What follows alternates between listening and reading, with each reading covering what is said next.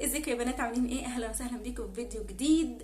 خلصت الامتحانات وحان وقت الروايات، والنهارده جايبه لكم روايتين حلوين جدا، اقل ما يقال عنهم ان هما روائع روائع كده. هيعجبوكوا جدا وهيدخلوكوا في الاحداث وهيشدوكوا تخلصوهم من اول صفحه لاخر صفحه، رغم ان عدد صفحاتهم مش قليل، ولكن احداثهم فيها تسلسل رهيب يشد جدا. تدخلوا جوه الاحداث كده وتحسوا ان انتوا عايشين جوه الروايه، مش بتقرأوها بس يا دوب.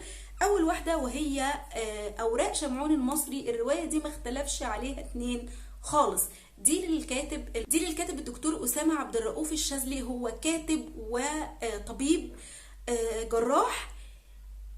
دي أول رواية ليه، ولكن أسلوبه وطريقته في الحكاية تبين إن هو كاتب مخضرم، فاهم هو بيعمل ايه. الرواية حلوة جدا من أول صفحة لآخر صفحة، من أول ورقة لآخر ورقة، وهي ممتعة وتشد.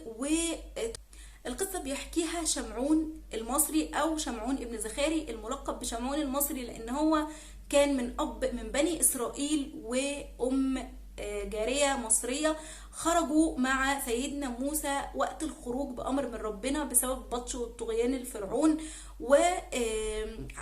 وبتحكي عن سنوات التيه اللي خاضها بني إسرائيل في الصحراء بسبب عصيانهم لأوامر ربنا مرارا وتكرارا.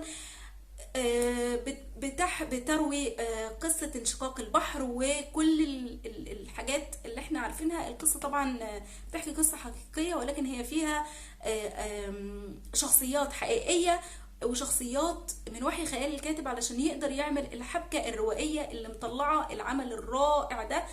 القصة جاية على لسان شمعون، بيحكي ازاي ايه اللي حصل لما تاهوا في البرية، وكان لما كل ما بينزل على سيدنا موسى اوامر كانوا بيعصوها، وكان ايه اللي بيحصل. وبدأت حياة شمعون ده تتغير ويدخل في المسار المقدر ليه لما حصلت حادثة معينة، لما توفى أبوه بعد ما سمع خبر إن ربنا حكم عليهم بالتيه 40 سنة في الصحراء، لأن هو كان من الشخصيات المتدينة اللي بتنفذ تعليم سيدنا موسى بحذافيرها، وكان بيتوق للأرض المقدسة، وهم كان خلاص بينهم وبين الأرض المقدسة حرب. لو خاضوها كانوا هيدخلوا الأرض وينعموا بالنعيم اللي ربنا كان وعدهم بيه، لكنهم جبنوا وقالوا لسيدنا موسى اذهب أنت وربك فقاتلا إنها هنا قاعدون، ومرضوش يدخلوا الأرض، مرضوش يخوضوا الحرب. وهو خرج مع قافلة عصت امر ربنا، وقالوا ان هم هيخرجوا للحرب وهيحاربوا ويدخلوا الارض المقدسة، ولكن شافهم هما بتحصل لهم احداث مأساوية وتمت ابادتهم تماما. ولكن هو قدر يهرب من القافلة دي، واغمى عليه في الصحراء، وقابلته قافلة عربية غيرت مجرى حياته، وبدأ ينضج ويكبر ويمشي في الطريق اللي ربنا كتبه له. هو اوقات الواحد بيكون مخطط لحاجة وراسم حياته بشكل معين، ولكن بتحصل احداث بتغير مسار حياته وبتخليه يمشي في الطريق اللي ربنا كتبه له. ان احنا نمشي في الطريق اللي ربنا كتبه لنا، او ان احنا نمشي في طريق ده ربنا كاتبه، ولكن تعاملنا مع الاحداث اللي بتحصل اثناء سيرنا في الطريق اللي ربنا كاتبه ده، دي حاجة احنا اللي بنختارها بارادتنا. حلوة جدا الرواية، 623 صفحة حاجة زي كده، ولكن من أول صفحة لآخر صفحة هتحسوا إن انتوا عايشين وشايفين الأحداث. فعلا حلوة جدا، متقسمة من جوه زي أوراق، يعني على إنه كان بيدون حياته وكل حاجة بتحصل معاه على مخطوطات، وهو كان بيجيد اللغة العربية من خلال أمه. طبعا القصة لا تخلو من الحبكة الدرامية وقصص الحب وهكذا. دي أول رواية حلوة جدا. تاني رواية هي رواية غربة الياسمين للكاتبة خولة حمدي.